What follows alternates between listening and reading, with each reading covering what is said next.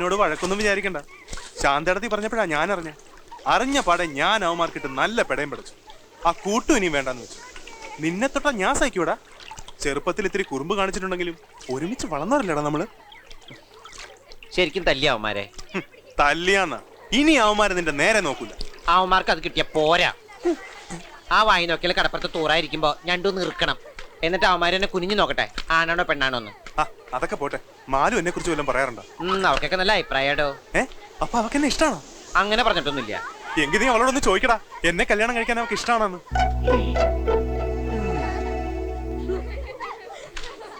നീ എന്താടാ ഒന്നും മിണ്ടാത്തത്? അതെങ്ങനെ ശരിയാവാനാ?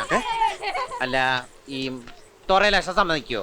ആശാൻ സമ്മതിക്കും. ഇനിയിപ്പൊ ആശാൻ സമ്മതിച്ചില്ലേലും എനിക്ക് അവളുടെ സമ്മതം മതി. കുമാരൻ ശരിക്കും ആലോചിച്ചെടുത്ത തീരുമാനമാണത്. എന്താ നീ അങ്ങനെ ചോദിച്ചത്? അല്ല, കുമാരന്റെ ഇപ്പോഴത്തെ നില അനുസരിച്ച് അവള് പോരാ. അവളെക്കാളും പണവും സൗന്ദര്യമുള്ളൊരു പെണ്ണ് വേണമെന്നാ എന്റെ അഭിപ്രായം. അവളല്ലാതെ വേറൊരു ഭൂലോക സുന്ദരിനെ എനിക്ക് വേണ്ടടാ. എനിക്ക് അവള് മതി. എങ്കിലേ രഹസ്യം ഞാൻ തുറന്നു പറയാം. ഞാനത് പറയുന്നത് ശരിയാണോന്ന് എനിക്കറിയില്ല. ഞാനത് പറയാതിരുന്ന നിങ്ങളുടെ കുടുംബജീവിതം ചിലപ്പോ തകർന്നാലോ.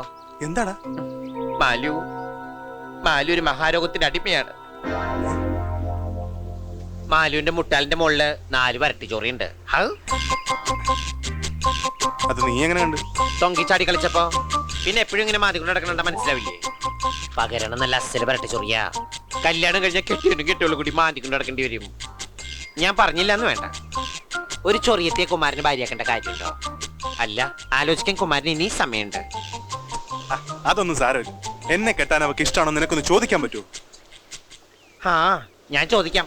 പക്ഷെ അവൾ ഇഷ്ടമല്ലെന്ന് പറഞ്ഞാൽ പിന്നെ എന്നെ കുറ്റം പറയരുത്. ഇല്ല, നീ ഒന്ന് ചോദിക്ക്. എടാ, വണ്ടി കയറ്റി കൊണ്ടുപോവാ. അതിൽ ചാള കയറ്റിയാൽ മതി. ചൊറി പിടിക്കാൻ പോണവനെ.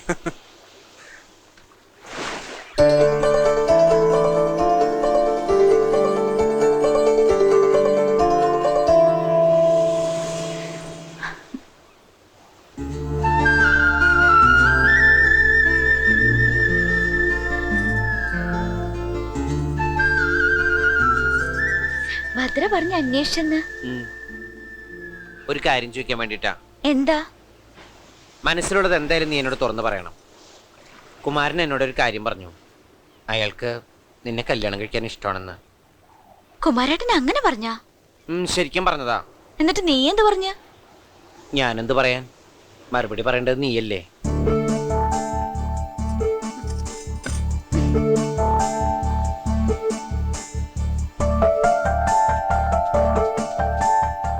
നീ എന്താ ഒന്നും മിണ്ടാത്തെ?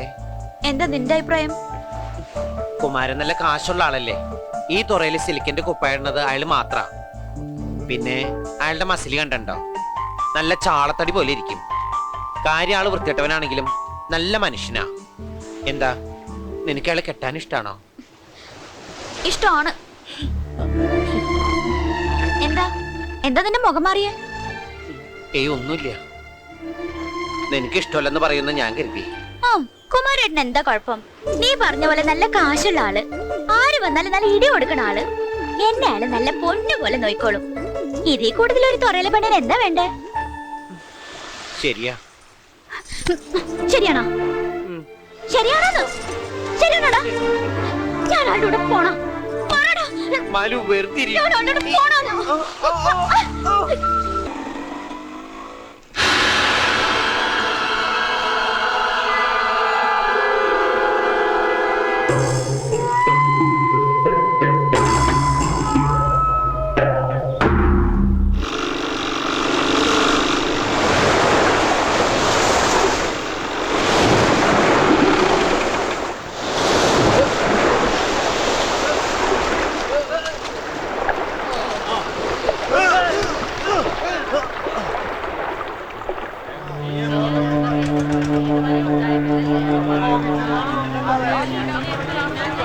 കടലിലൊരു പൊടിമീൻ പോലും ഇല്ല.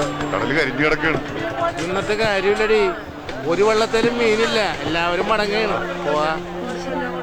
എന്റെ ഓർമ്മയിൽ ഇങ്ങനെ കടല് കരിഞ്ഞ ഒരു അവസ്ഥ ഉണ്ടായിട്ടില്ല. ഇപ്പൊ തുറയിൽ പട്ടിണിയും തുടങ്ങി. ഇനി അടുത്ത കാലത്തൊന്നും ഒരു ചാകര ഉണ്ടാവണ ലക്ഷണവും കാണണില്ല. കടൽ ഒടിഞ്ഞു തന്നെ കിടക്കുവാണ്. ചേറിന്റെ മണം പോലും ഇല്ല. ചാകരില്ലാണ്ടാകുമ്പോ പണ്ട് ധർമ്മം കൊടുക്കണ ഏർപ്പാടുണ്ടായിരുന്നു. ഇനി അങ്ങനെ എന്തെങ്കിലും ചെയ്തേ പറ്റൂ. തെക്ക് പടിഞ്ഞാറന്ന് കാറ്റുണ്ട്. അങ്ങനെ കാറ്റടിച്ച് നീരിടുകയും ചെയ്താ കറിച്ചട്ടിയിലെ മീൻ പോലും ഓടി ഒളിക്കുന്ന. ഇങ്ങനെ കടൽ ചതിക്കാൻ ഇപ്പൊ ഇവിടെ എന്താ ഉണ്ടായ? കടലിൽ നിരക്കാത്ത കാര്യങ്ങൾ വല്ലതും കരയിലുണ്ടായ? ഓ, അതൊക്കെ പഴയ വിശ്വാസങ്ങളല്ലേ ഏട്ടാ. നീ ഐസ് വെക്കാൻ കടലിൽ പോയിട്ടുണ്ടാ? ഇല്ലല്ല. എടാ, ഇങ്ങനെയുള്ള വിശ്വാസങ്ങളാ ജീവൻ പണയം വെച്ച് കടലിൽ പോണം ഞങ്ങളുടെ ബലം. മനസ്സിലായടാ? നിങ്ങൾ തോറയിലാശാനെ കണ്ട് സങ്കടം പറ. ഒരു വറുതി വരുമ്പോ അതാണല്ലോ ഇവിടുത്തെ പതിവ്. അതെ, കടലിന്റെ ശാസ്ത്രം അറിയാവുന്ന ആളാണല്ലോ. പണ്ട് വർഷകാലത്ത് കടൽ കയറി മുങ്ങിയിരുന്ന തുറയാണല്ലോ ഇത്. അതെ. ആശാൻ കടലമ്മയ്ക്ക് ഒരു കല്ലുവിളക്ക് തീർന്ന് കാവിൽ നാട്ടിയതിന് ശേഷം പിന്നെ ഇവിടെ വെള്ളം പൊങ്ങിയിട്ടില്ല.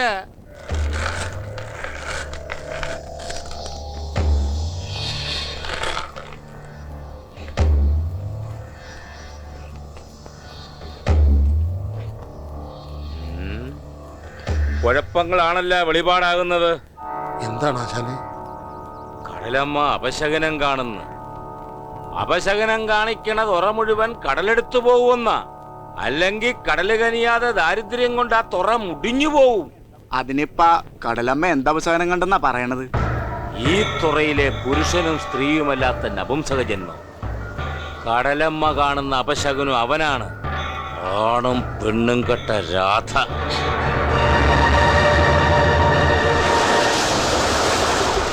പുരാണങ്ങളിൽ പോലും അതിന് ദൃഷ്ടാന്തങ്ങളില്ലേ?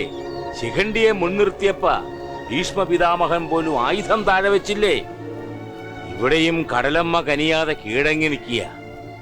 ഈ കീഴടങ്ങലിൽ മരണമുണ്ട്. ഇത്രയും കാലം അവൻ ഈ തുറയിലുണ്ടായിരുന്നല്ലേ, എന്നിട്ട് ഇപ്പൊ മാത്രം? പ്രായപൂർത്തിയാവുമ്പോഴാണ് സ്ത്രീയാകണതും പുരുഷനാകണതും. ഇത് രണ്ടും അല്ലാണ്ടാകണത് കടലമ്മ പൊറുക്കൂല. പ്രായപൂർത്തിയായി കടലിന്റെ മാറിലാട്ട് ഇറങ്ങേണ്ടവൻ നപുംസമായി പോയാൽ ഇതിനെന്തെങ്കിലും പരിഹാര കർമ്മങ്ങള്? പരിഹാരങ്ങളുണ്ട്. കാടും മലയും കടന്ന് കടല് കാണാത്ത ദൂരത്തേക്ക് അവൻ പോണം. അല്ലെങ്കിൽ ദോഷപ്രതി പറഞ്ഞ് അവനെ കടലിന് തന്നെ കൊടുക്കണം.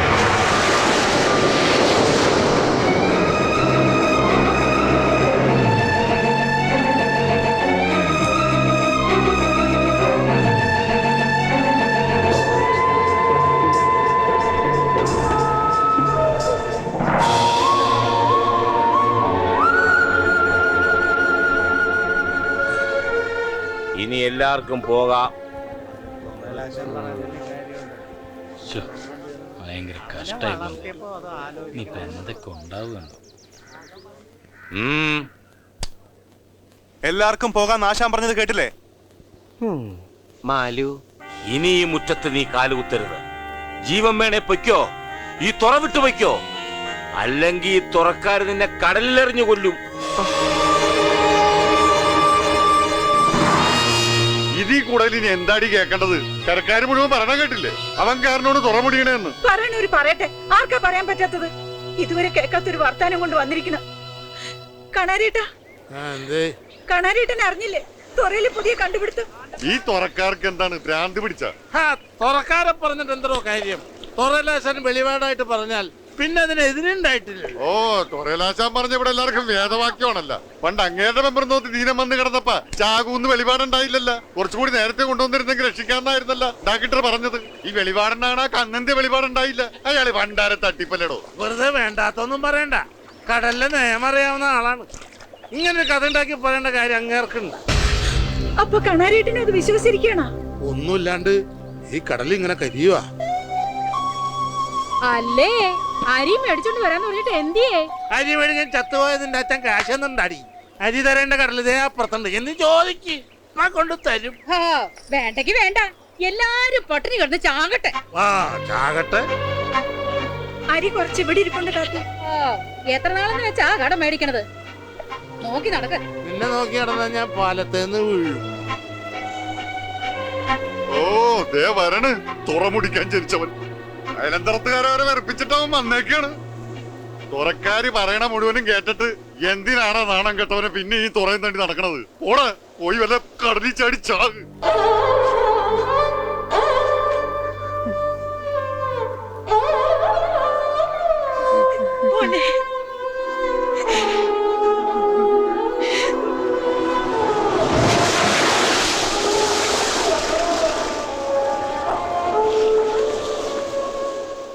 കടലിൽ നിന്ന് മീൻ ഒളിക്കണത് ചില കാലങ്ങളിലുള്ള പതിവാ. ഒന്ന് വിഷമിച്ച് കഴിയുമ്പോ എല്ലാരും കടലമ്മ വിളിക്കുമല്ല, അപ്പൊ ഒരു ചാകര കൊണ്ട് തരികയും ചെയ്യും. ഈ തുറയുന്ന മീനും കൊണ്ട് ഓട്ടം പോകാന്ന് ലോറൻസ് വിചാരിക്കണ്ടാട്ടാ. ലോറി വല്ല മണലടിക്കാൻ പോണേണ് നല്ലത്. ഇനിയിപ്പൊ ഇവിടെ ചാകര വന്നെങ്കിൽ ആ എണ്ണം കെട്ടവൻ ഈ തുറയിന്ന് പോണം. ഓരോ അന്ധവിശ്വാസങ്ങൾ പറഞ്ഞ പാവൻ ചെക്കനെ കരയെന്ന് ഓടിക്കല്ലേ. വരുത്തന്മാര് വലിയ അഭിപ്രായം പറയണ്ട. കാലങ്ങളായിട്ട് തുറലാശം പറഞ്ഞതാ ഞങ്ങളുടെ ശരി. ആശാന ചെക്കനോട് തുറയെന്ന് പോണോന്ന് പറഞ്ഞാ പോണം. ദിവാകരേട്ടൻ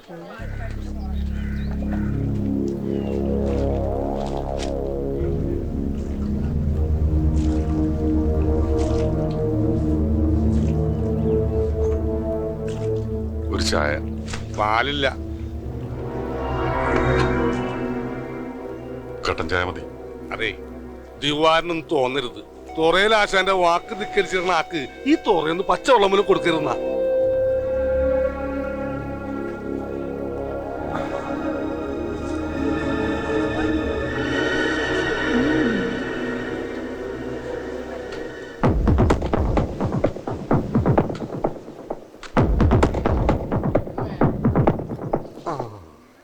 താനും തന്റെ മോനും കൂടി ആദ്യം എന്റെ കുടുംബം മുടിച്ച് ഒന്ന് പച്ചപിടിച്ച് വന്നപ്പാ ഈ തുറ തന്നെ മുടിക്കാൻ പോവുകയാണല്ലേ.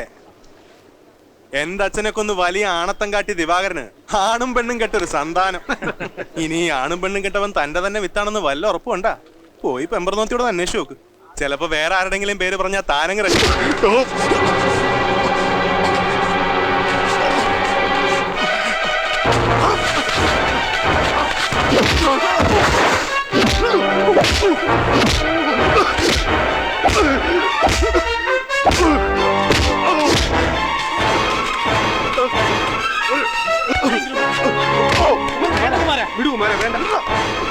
നിന്റെ പിഴച്ച മോനെ വിളിച്ചോണ്ടി തുറന്നു പോയില്ലെങ്കിൽ രണ്ടിനെയും തല്ലിക്കൊന്ന് കടലെറി ഞാൻ.